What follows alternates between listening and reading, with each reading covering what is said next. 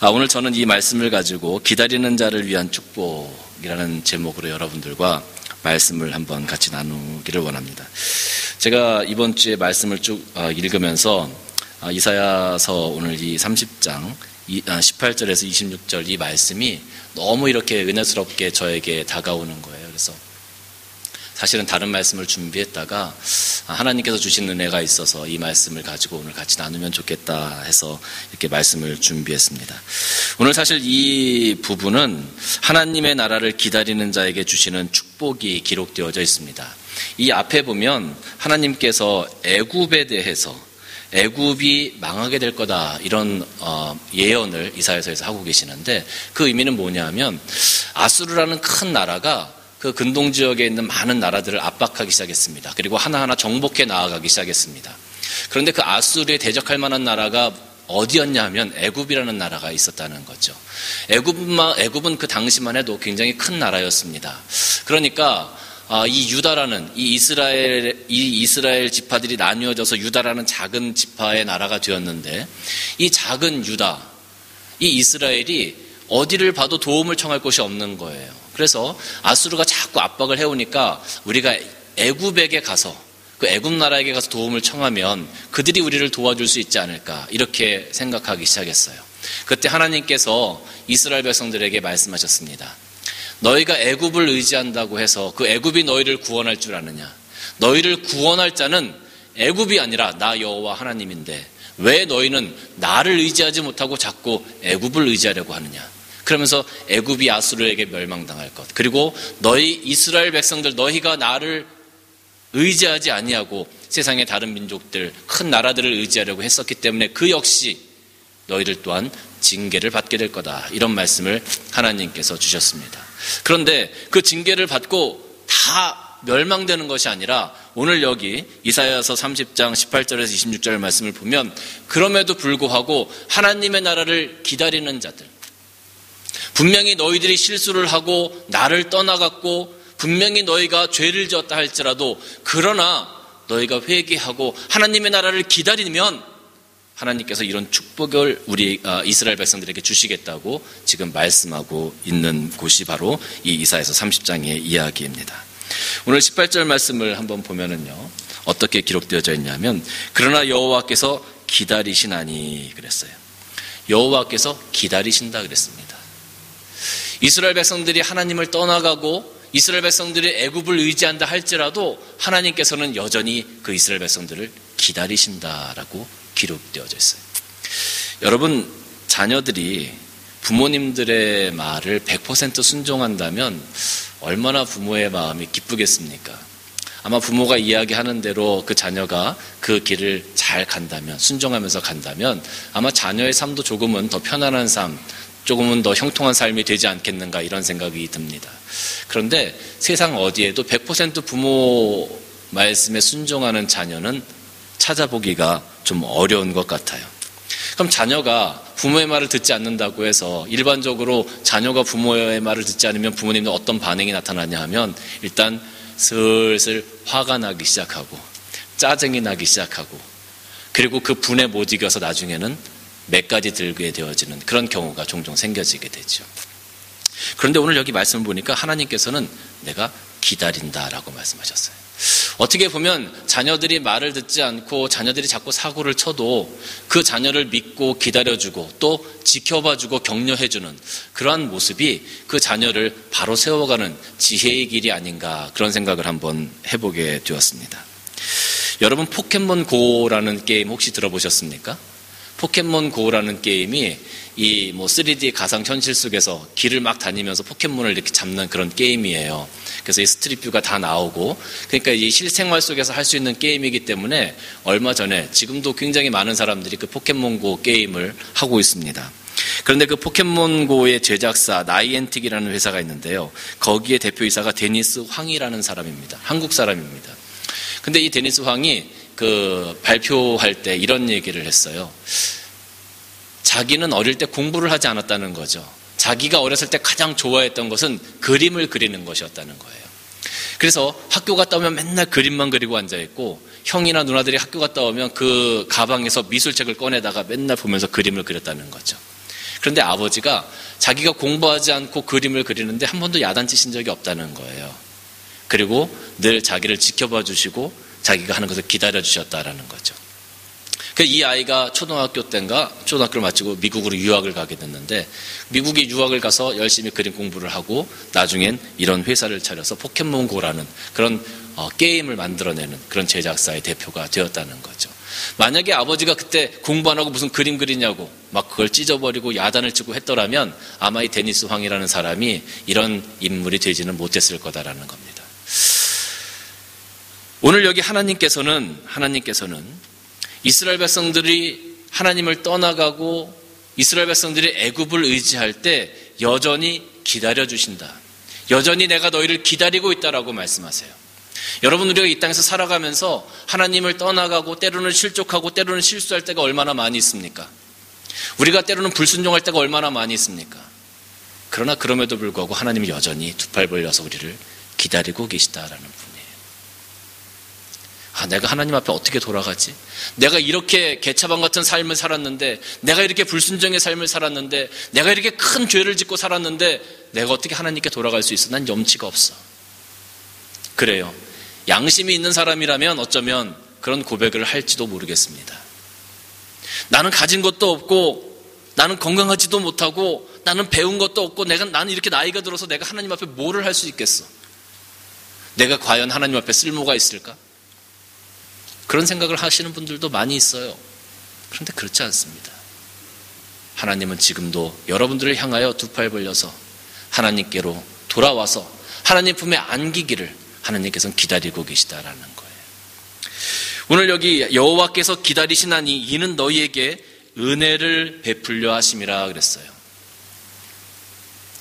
우리가 하나님께로 돌아오기만 하면 하나님께서는 여전히 우리를 사랑하시기 때문에 우리를 품어주시고 우리를 회복시키시고 우리의 아픔을 씻기실 준비가 되어져 있으신 분이라는 거죠. 여러분, 누가복음 15장 보면 탕자의 비유가 나옵니다. 그 작은 아들이 아버지에게 유산을 달라고 해서 그 유산을 가지고 먼 나라로 갑니다. 그리고 그 나라에 가서 허랑방탕하면서 모든 재산을 다 써버렸어요.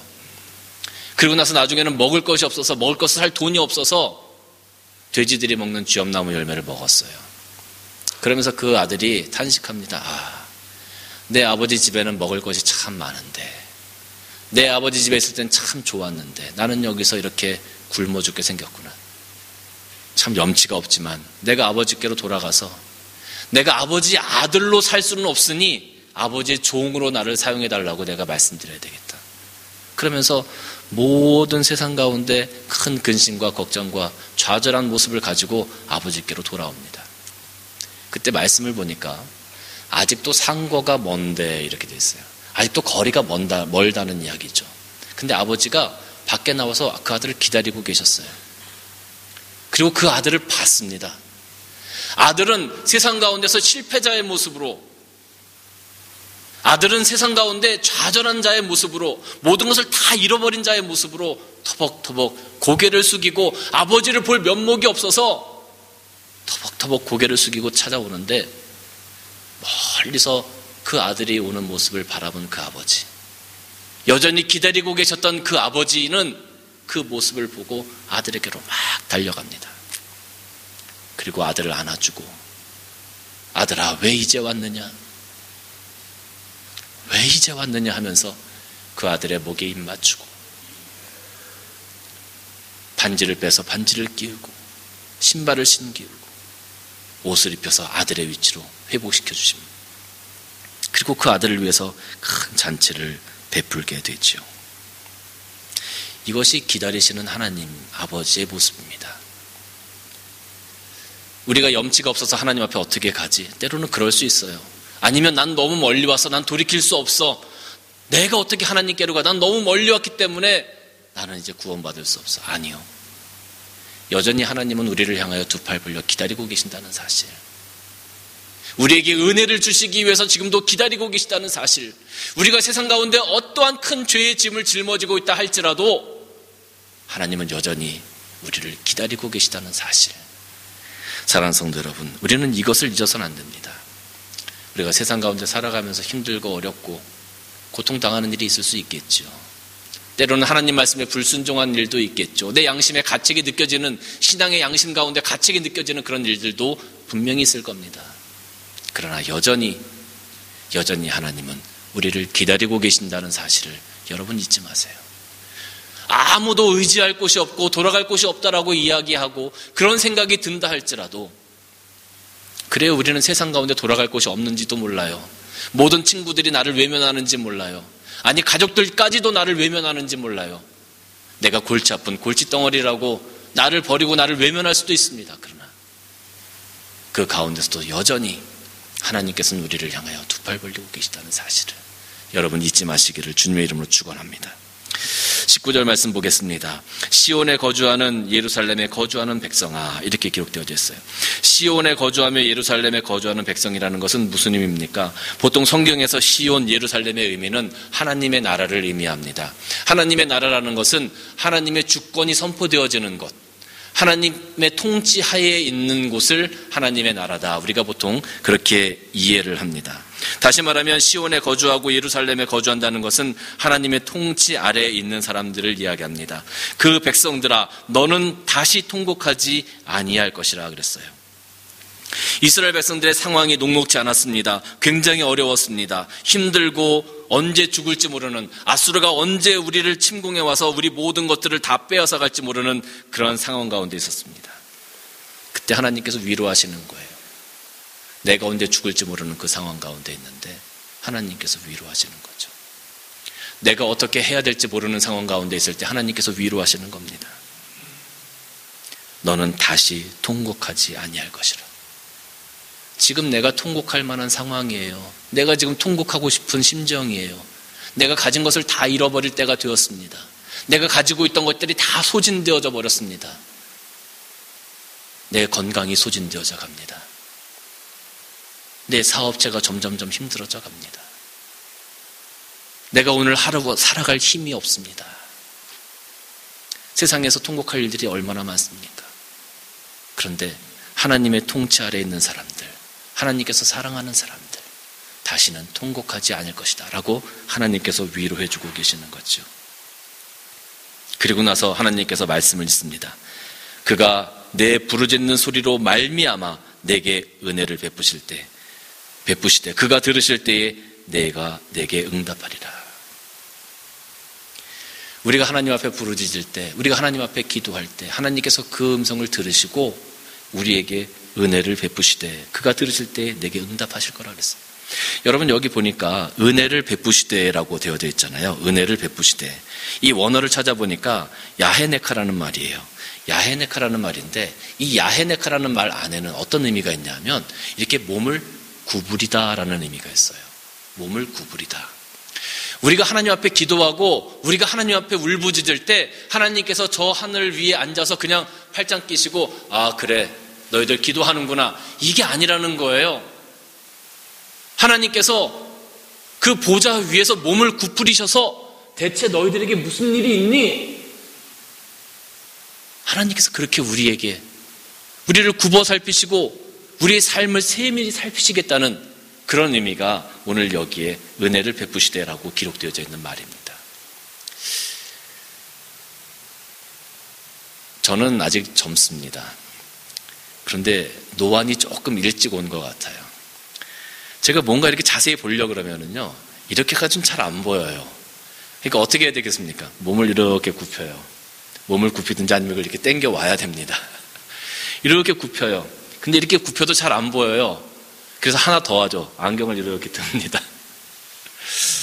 참 죄송한 말씀이지만 이제 나이가 한 살 한 살 들어가니까 이렇게 신체적인 변화가 오더라고요. 자세히 보려고 하니까 몸을 굽혀야 되더라고요. 하나님께서 은혜를 베푸시되 몸을 굽혀서 우리들의 삶을 살피신다는 의미는 너희들에게 무슨 일이 있는지, 주의 백성들에게 어떠한 일이 일어나는지 그것을 세밀하게 살피시겠다는 의미예요. 그냥 부르짖을 때 응답하신다는 것이 아니라 우리가 부르짖는 그 한마디 한마디를 하나님께서 다 들으시고 세밀하게 살피시고 아주 세밀하게 우리를 터치해 주시고 우리의 기도에 응답해 주신다라는 그런 의미가 이 19절에 있는 말씀들입니다. 여러분, 우리 하나님께서 이렇게 모든 것들을 세밀히 살피시고 우리에게 평안을 주시는데요. 우리의 기도의 응답으로 평안을 주시는데 그 평안은 세상에서 찾을 수 없는 평안인 거예요. 우리 요한복음 14장 27절 말씀이 있는데요. 우리 같이 한번 크게 읽겠습니다. 시작.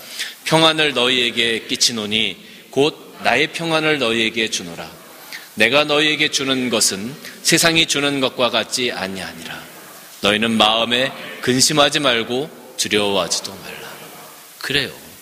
우리가 통곡하면서 하나님 앞에 부르짖을 때 하나님께서 우리에게 응답하시고 우리에게 이 그 응답으로 말미암아 이런 평안의 마음을 허락하시는데 세상이 줄 수 없는 평안을 우리에게 주신다고 말씀하고 있잖아요. 사랑하는 성도 여러분, 통곡할 일이 생기고 정말 내가 모든 것들을 다 잃었다고 생각할 때 하나님의 손을 꼭 붙드시기를 바랍니다. 그 하나님께서 여러분들에게 세상이 줄 수 없는 이 큰 평안을, 이 영원한 평안을 우리에게 허락하실 줄로 믿습니다. 20절 말씀 보겠습니다. 주께서 너희에게 환난의 떡과 고생의 물을 주시나. 참 여러분, 저는 이 말씀이 여기 왜 나왔을까 많이 고민을 해봤어요. 사실 우리가 예수 믿으면, 교회 나가면 우리들의 삶이 어떻게 될 거라고 생각됩니까? 우리가 예수 믿으면 우리들의 삶이 어떻게 될까요? 우리들의 삶이 꽃길이 되어야 된다라고 우리 보통 생각을 하잖아요. 예수 믿으면 내 문제가 해결되어지고, 예수 믿으면 내 삶이 해결되어지고, 예수 믿으면 부자 되고, 예수 믿으면 건강도 회복되어지고, 예수 믿으면 모든 것들이 회복되어져서 이제는 꽃피는 날만 우리들 앞에 있다. 일반적으로 많은 분들이 그렇게 생각하세요. 그래서 예전에는 그렇게 많이 전도도 했어요. 교회 가면 다 문제가 해결되니까, 교회 가면 부자 되니까, 교회 가면 건강해지니까 교회 가자고. 그런데 오늘 여기 말씀 보니까 주께서 너에게 환난의 떡과 고생의 물을 주시나 그랬어요. 우리가 하나님의 통치 아래에 있고 예루살렘, 하나님의 통치 하에 있는 그 예루살렘, 하나님 나라에 우리가 거하려고 많이 애를 씀에도 불구하고 너에게 환난의 떡과 고생의 물을 주신다. 어떤 분들은 내가 교회 나와서 예수 잘 믿으려고 하는데 왜 내 삶이 이렇게 힘이 듭니까? 이렇게 반문하시는 분들이 참 많아요. 왜 나는 하나님 말씀대로 살려고 하는데 내 삶은 이렇게 힘들고 맨날 이렇습니까? 왜 피지 않습니까? 여러분, 예수를 믿는다고 해서 교회를 다니신다고 해서 모든 삶이 항상 축복된 삶만 있는 것은 결코 아니라는 사실을 우리는 분명히 알아야 합니다. 우리가 예수를 믿음으로 말미암아 구원 얻고 하나님께서 주시는 마음의 평안이 우리들 삶 가운데 있는 것은 분명합니다. 그리고 저 천국 백성으로 하나님께서 보증하여 주신 것은 분명합니다. 예수 그리스도를 믿음으로 말미암아 우리는 그 이름을 통해서 구원받고 그 평안을 보증받은 것은 확실해요.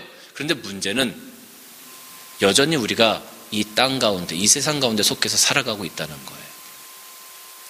여러분, 이 세상은요, 하나님의 사람들을 대적합니다. 이 세상은요, 하나님의 사람을 가만히 두질 않아요. 왜? 자기 편이 아니기 때문에.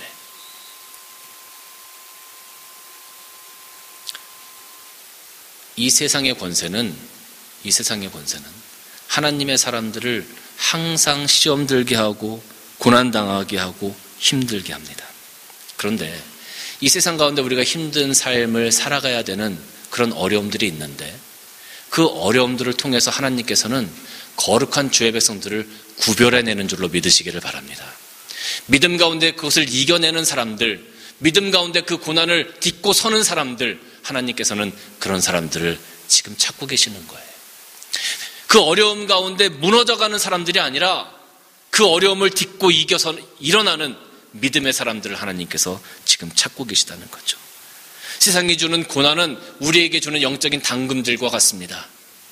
뜨겁고 두들기고 그러면 그럴수록 더욱더 강해지는 철처럼 오늘 우리가 그런 믿음을 가지고 하나님 앞에 영적으로 일어서 가야 된다라는 거예요. 베드로전서 5장 8절 말씀을 보니까 사탄은 우는 사자같이 두루다니며 삼킬 자를 찾는다 그랬어요. 여러분, 우리가 이 땅에서 살아갈 때 사탄이 우는 사자같이 두루다니면서 삼킬 자를 찾을 때 우리가 그 사탄과 맞닥뜨리지 말라는 법이 없어요. 항상 우리는 영적으로 사탄의 이 사자와 같이 우는 사자와 같은 사탄과 맞닥뜨릴 수밖에 없어요. 왜? 우리는 세상에 속한 사람들이 아니니까. 우리는 하나님께 속한 사람들이니까. 항상 사탄은 우리를 공격하려고 애쓰고 준비하고 있다는 사실을 우리는 기억해야 된다는 거예요. 그래서 우리는 항상 고난과 맞닥뜨릴 수밖에 없는 거예요. 이 땅에 우리가 거하고 있는 동안에는. 그러나 우리가 믿음으로 그 고난을 잘 극복해야 합니다. 근데 참 하나님께 감사한 것은요, 오늘 여기 20절 하반절 말씀을 계속 이어서 보도록 하겠습니다.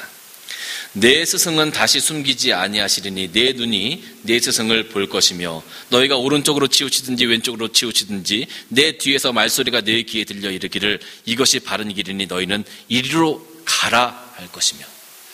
하나님께서 우리에게 스승을 허락해 주시겠다는 거죠. 우리 믿음의 스승을 허락해 주시겠다는 거예요. 여러분, 이 스승이 얼마나 중요하냐면요, 여러분 한번 생각해 보세요. 고등학교 다니시고 그러실 때 선생님이 좋으면 그 과목을 열심히 공부합니다. 그렇죠? 근데 선생님이 너무 싫어. 그러면 그 과목 공부를 안 해요. 점수가 잘 안 나와요. 그 과목 점수가. 물론 학생들이 다 열심히 해야 되는 거지만 선생님의 역량에 따라서 좋은 선생님이냐 안 좋은 선생님, 내가 판단할 때 내가 좋아하는 선생님의 과목은 더 열심히 하게 되어져 있어요. 그래서 좋은 스승을 만나는 것이 참 중요해요. 저희 아이가 운전면허 P자를 지난주, 요번 주 이제 월요일 날 땄습니다. 그래서 이제 운전을 혼자 할 수 있게 되었는데요. 운전을 다 제가 가르쳐 줬습니다. L자 처음 시작할 때부터 제가 다 가르쳐 줬어요. 제가 참 좋은 스승으로 아이들을 참고 인내하면서 아이를 가르쳤습니다. 가르치기 쉽지 않은데 가르쳤어요. 자, 그런데 첫 번째 시험을 쳤는데요, 아이가 떨어진 거예요. 저는 사실 왜 떨어졌는지 잘 몰랐어요. 그런데 이제 떨어지고 나니까 그 시험관이 왜 떨어졌는지를 얘기해 주는데, 그 인터섹션에서, 그 교차로에서 신호등이 있더라도, 신호가 파란불이 들어왔더라도 처음에 있는 차가 출발할 때는 좌우를 살피고 출발해야 된다는 거예요. 헤드체크를 꼭 하고. 그런데 저는 생각에 신호가 있고 맨 앞에 있으면 신호가 떨어졌으니까 그냥 가면 되지 않나, 이렇게 생각한 거죠.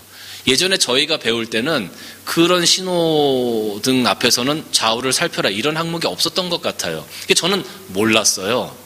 그러니까 아이한테 당연히 안 가르쳐 준 거죠. 근데 그게 딱 하나 걸려가지고 떨어진 거예요. 그러고 나서 이번에 두 번째 시험 친 건데 이번엔 잘 붙었어요. 스승이 모르면 제자에게 가르칠 수가 없어요.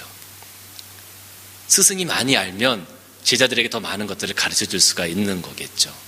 스승의 역량이 이렇게 중요하다라는 겁니다.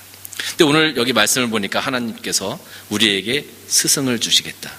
너에게 환난의 떡과 고생의 물을 주시나 내 스승은 다시 숨기지 아니할 거다. 너희가 어려움과 환난의 삶을 살아갈 수 있으나 그러나 너에게 스승을 주시겠다. 어떤 스승이요? 그 고난을 어떻게 이겨내야 하는지, 그 고난 가운데 우리가 어떻게 살아가야 하는지, 우리가 어떻게 말씀 가운데 거해야 하는지, 우리가 언제 기도해야 하는지, 우리가 언제 하나님을 붙잡아야 하는지, 그것을 알려주시는 스승을 우리에게 주시겠다는 거예요.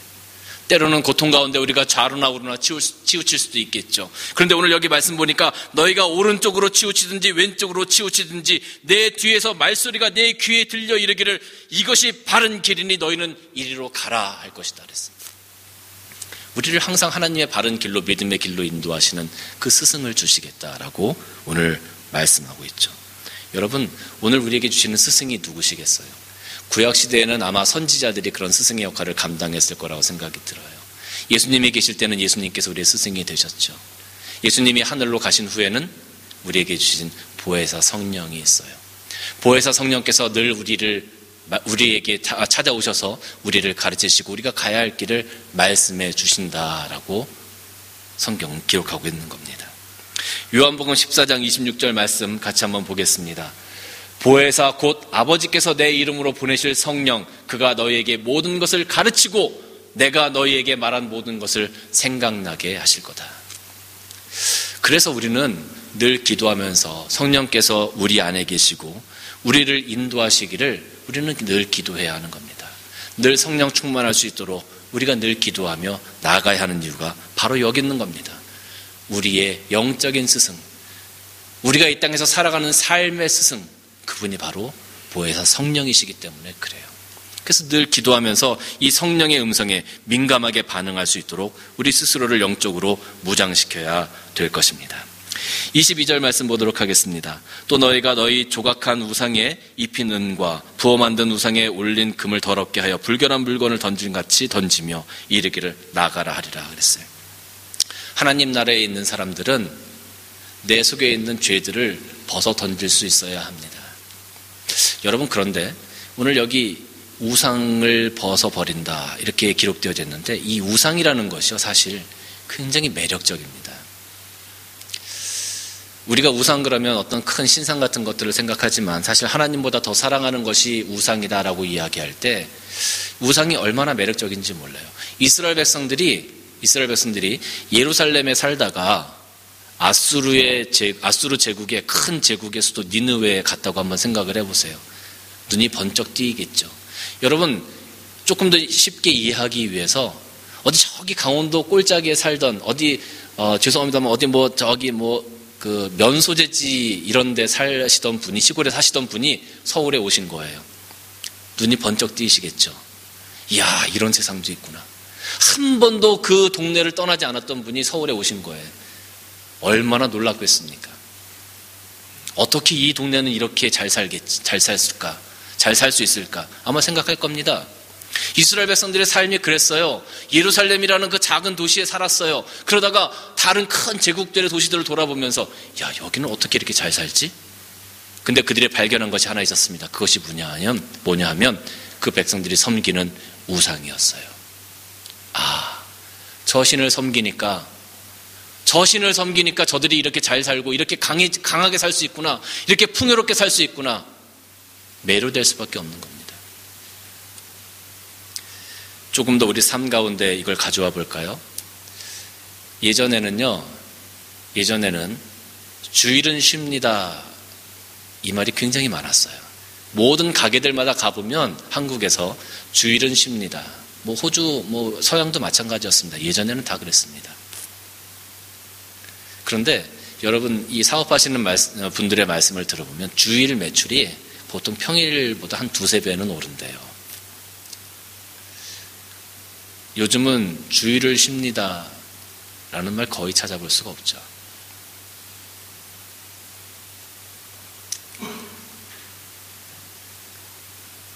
그걸 포기하기가 어려운 거예요. 그 매력을, 그 유혹을 포기하기가 어려운 거예요. 이스라엘 백성들 우상 섬긴다고 우리가 여기 앉아서 어떻게 하나님께서 이렇게 큰 은혜를 주셨는데 그 우상을 섬기고 말이야, 우리 그렇게 얘기하지만 우리 삶 가운데 우리가 가지고 있는 우상들이 얼마나 많은지 몰라요.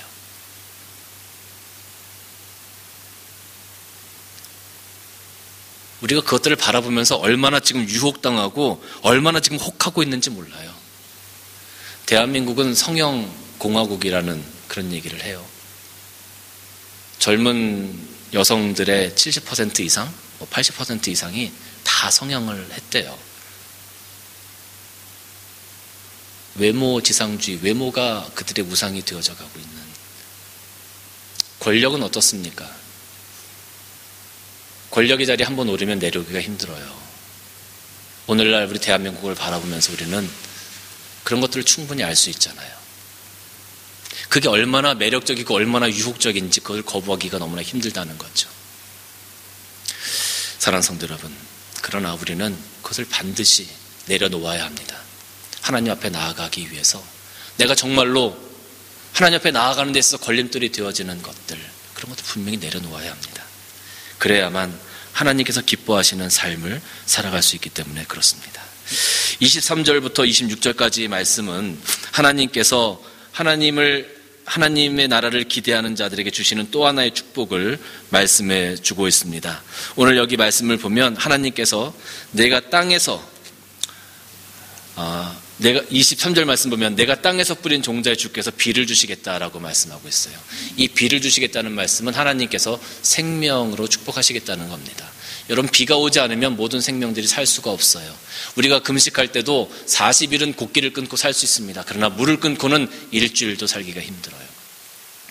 다시 말해서 성경에 나오는 이런 어떤 물과 같은 이야기, 물과 같은 것들은 하나님께서 주시는 생명, 은혜를 이야기합니다.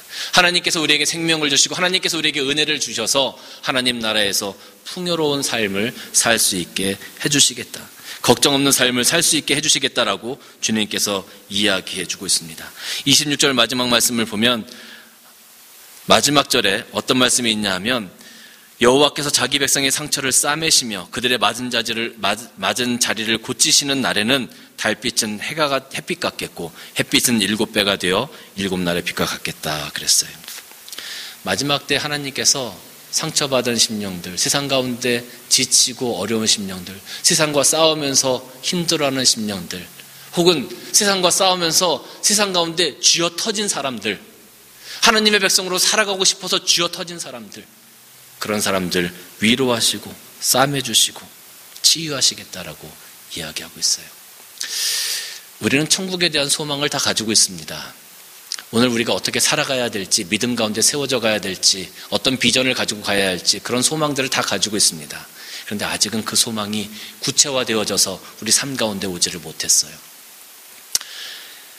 오늘 여기 말씀 보니까 달빛은 햇빛같이 되겠다 그랬어요. 달빛 가운데서는 모든 것들이 명확하게 볼 수는 없죠. 아직은 비전으로 가지고 있는 상태, 어쩌면 우리 교회처럼 큰 비전을 가지고 우리가 꿈꾸고 있는 그런 상태의 이야기를 한다고 할 수 있습니다. 그런데 하나님께서 축복하시는 그날에는 그것이 햇빛같이 해 아래서 모든 것들이 밝게 드러나듯이 구체화되어지고 조직화되어지고 하나님께서 기뻐하시는 모습으로 성장해 나아가게 될 것이다 라는 것을 이야기하고 있죠. 사랑하는 성도 여러분, 하나님의 나라를 기다리는 사람들, 하나님의 나라를 기다리는 사람들은요, 하나님께서 이 땅에서 힘들고 어려운 것들 싸매시고 고치시고 또 하나님께서 치료하는 광선을 발하여서 정말로 송아지같이 뛰게 하시겠다라고 말라기서에서는 얘기하고 있습니다. 말라기서 4장 2절 말씀을 보면 내 이름을 경외하는 너에게는 공의로운 해가 떠올라서 치료하는 광선을 비추리니 너희가 나가서 외양간에서 나온 송아지같이 뛰리라. 여러분 혹시 시골에서 살아보셨습니까? 외양간에서 소가 나오면은요, 이놈들이 가만히 있지 않고요, 온 논밭을 뛰어다니기 시작하는데 껑충껑충 뛰어다닙니다. 물론 가만히 있는 녀석들도 있겠지만 껑충껑충 뛰어다니면은요, 잡을 수가 없어요. 얼마나 이것들이 껑충껑 뛰어다니는지 잡을 수가 없어요. 아마 좁은 우리 안에 갇혀 있다가 나와서 기뻐서 그러는지 어떠서 그런지 모르겠지만 정말로 송아지가 꽁충꽁충 뛰는 것처럼 하나님께서 그런 축복의 삶, 기쁜 삶, 행복한 삶을 우리에게 주시겠다고 약속하십니다. 하나님의 나라를 고대하면서 소망을 가지신 분들, 또 여전히 세상 가운데 어려운 영적 싸움을 계속해 나가시는 여러분들, 혹은 세상 가운데 정말로 내가 하나님의 나라를 지켜나가기 위해서 두루 다니는 그 우는 사자와 같은 사단과 오늘 내가 한판 붙어서 내가 이길 수도 있고 때로는 이기지 못하고 내가 쥐어 터져가지고 코피도 나고 그럴 때 하나님께서 찾아오셔서 수고했다, 잘했다, 잘했다 내 아들, 잘했다 내 딸, 그렇게 품어주시는 하나님, 그분이 우리에게 찾아오신다는 거예요. 사랑하는 성도 여러분, 하나님의 나라를 기다리는 자, 그분들은 정말로 축복받은 자들입니다.